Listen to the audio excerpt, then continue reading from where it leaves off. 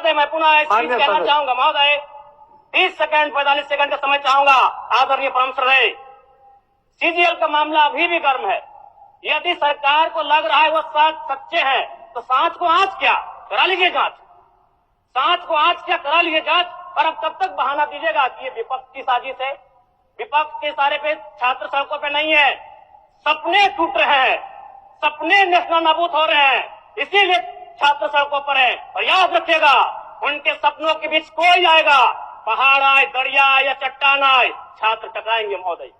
मैं फिर कहूंगा, यदि आप सच है तो सच को आंच क्या कराइए जांच, सीजीएल की जांच हो। मैं पुनः कहूंगा, खतियान आधारित स्थानीय नीति, विस्थापन नीति पुनः समीक्षा करते हुए लागू कैसे हो उस दिशा में राज्य को बढ़ना चाहिए। महोदय, यदि वास्तव में मैया सम्मान की राशि 2500 रुपये सम्मान है तो मैं चाहूंगा हम लोग एक सार्थक दिशा में बढ़िया महोदय।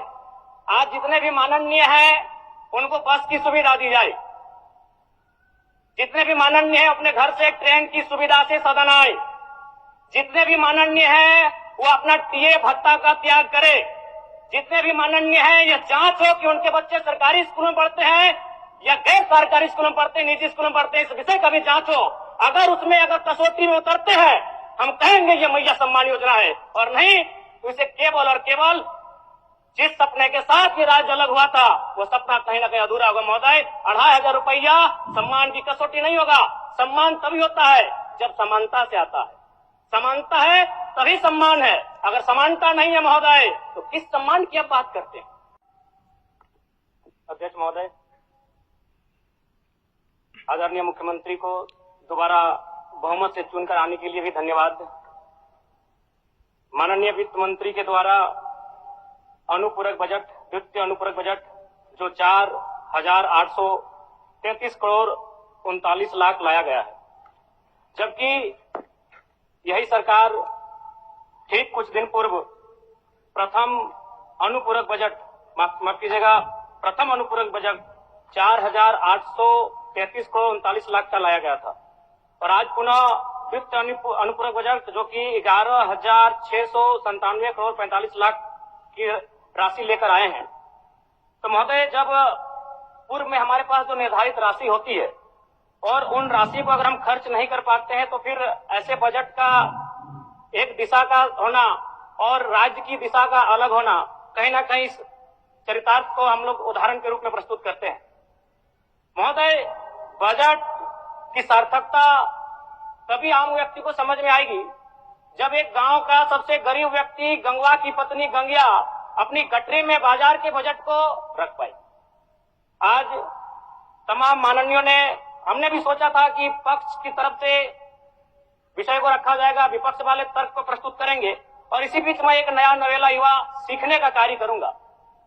लेकिन मैक्सिमम समय इन्होंने दिशाहीन मुद्दों पे रखा। तो मैं, चूंकि मैया सम्मान योजना मूल बिंदु रही, केंद्र बिंदु रही, किसी ने उसे सम्मान कहा, नारियों का सम्मान कहा, महिलाओं का सम्मान कहा, हम लोग भी महिलाओं के सम्मान के पक्षधर हैं।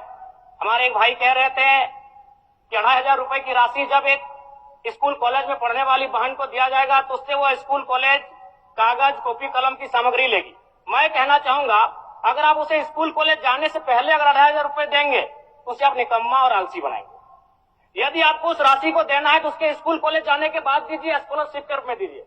मैं आज पुनः कहूंगा, क्योंकि आप सत्ता पक्ष में हैं, आप संभवतः अपने इस विषय को बचाएंगे, आप अपना पक्ष रखेंगे कि आपने मैया सम्मान योजना एक महान कार्य किया है। लेकिन मैं फिर कहूंगा, 18 साल, 25 साल, 30 साल की लड़कियों को जो आप फ्री में 2500 रुपए दे रहे हैं, आप उनकी प्रतिभा को हनन कर रहे हैं, आप उनकी प्रतिभा को नकारात्मक दिशा में ले जाने कार्य कर रहे हैं महोदय।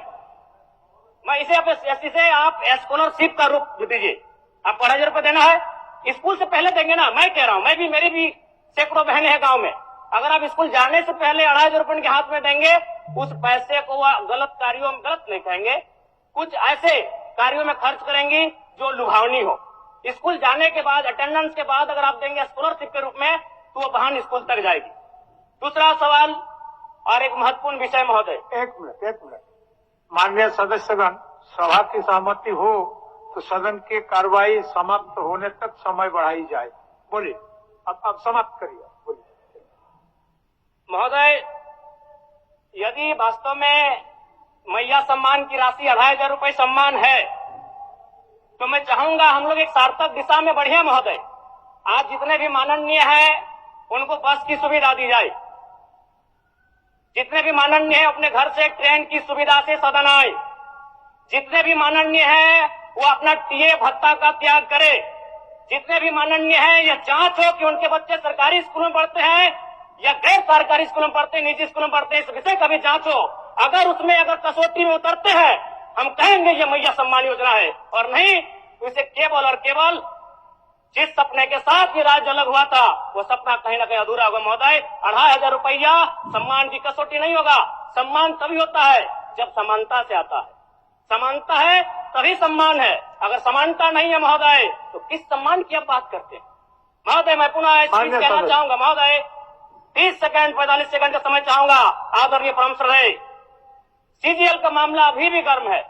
यदि सरकार को लग रहा है वो सच्चे हैं तो सांच को आंच क्या करा लीजिए जांच, सांच को आंच क्या करा लीजिए जांच। और अब कब तक बहाना दीजिएगा कि ये विपक्ष की साजिश है?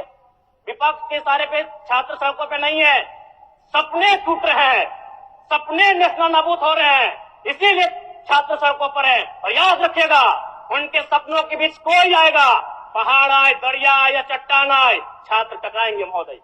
मैं फिर कहूंगा, यदि आप सच है तो सच को आंच क्या कराइए जांच, सीजीएल की जांच हो। मैं पुनः कहूंगा, खतियान आधारित स्थानीय नीति, विस्थापन नीति पुनः समीक्षा करते हुए लागू कैसे हो उस दिशा में राज्य में बढ़ना चाहिए। और महत्वपूर्ण विषय महोदय, मैं ये कहना चाहूंगा, हो गया माननीय जयराम कुमार जी, हो गया। धन्यवाद महोदय। सरकार के